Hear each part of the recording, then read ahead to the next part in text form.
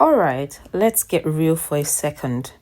We all crave those deep conversations, the ones where someone drops their guard and shares their true feelings.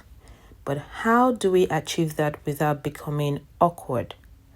Today, we're diving into strategies for encouraging someone to genuinely open up, be it a partner, friend, or that intriguing person you just met who seems to have a lot underneath the surface. 1. Create safety before depth. Want someone to open up? First, they need to feel safe, emotionally safe, that is. Psychologists refer to this as psychological safety, the sense that it's perfectly okay to be vulnerable without fear of judgment or backlash. So before you leap into heavy conversations like tell me about your childhood trauma, take a moment to reflect. Am I interrupting? Do I allow silence to exist? Do I react or respond thoughtfully? You can't rush intimacy. It's built gradually, one non-judgmental moment at a time. 2. Listen to hear, not to solve. When someone opens up, what's your go-to response? Is it, you should totally try this, or maybe, well, that's not too bad? Hold up, that kind of response can shut people down.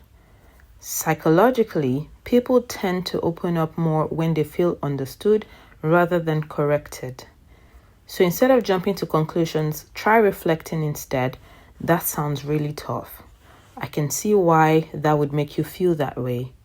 You're not their therapist, you're their supportive mirror, and that is a huge difference. 3. Go first. Model vulnerability. Here's a little secret. Vulnerability is like a warm, fuzzy blanket. It's contagious. People want in. People tend to mirror emotional tones. If you share something genuine, something a bit raw, they're much more likely to reciprocate. Give this a shot. Honestly, I've been feeling a bit burnt out lately. Ever felt that way? I used to struggle with that too. What's it like for you? It's like extending your hand and saying, I trust you, you can trust me too. 4. Ask safe, deep questions. Depth doesn't have to be dramatic. You don't need to dive into soul-crushing inquiries to connect on a deeper level. Instead of asking, what's your biggest trauma? Why not try, what's something you wish more people understood about you? What did your younger self really need to hear? These questions are open-ended, thought-provoking, and not overly intimidating.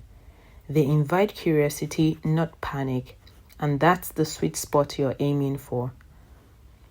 5. Embrace the silence. This one can be challenging, but it's super powerful. Get cozy with silence. Silence does not have to be awkward. When someone takes a pause, resist the urge to jump in. That pause, it's where they're deciding, do I trust you enough to keep sharing? Is it safe for me here? Silence is where the real treasure lies. Learn to sit with it, nod along, and hold the space while the words flow. 6. Mirror and label emotions. Many people want to open up, but they often struggle to articulate their feelings. This is where you step in as a gentle guide. Use what psychologists refer to as emotional labeling. Sounds like you're feeling overwhelmed. That seems like it hit you pretty hard. Labeling emotions not only helps them feel understood, it also calms the brain. MRI studies show that it reduces emotional distress. It's like brain magic. 7. Ask permission, don't pressure. You know what makes people clam up? Feeling cornered like a cat in a bathtub. Instead, ask for permission. Is it okay if I ask you something a bit deeper? Would you be comfortable sharing more about that? This approach gives them a sense of autonomy. You're not prying for information. You're creating space where they choose to share. And if they choose not to, respect that. 8. Keep showing up. You can't expect someone to open up in a single conversation. Real connection is more like a slow-cooked stew in a microwave meal. If you consistently show up with curiosity and no hidden agenda, people will start to realize, hey, this person isn't going anywhere. I can relax. Trust builds slowly, but once it's there, you get to see the real them.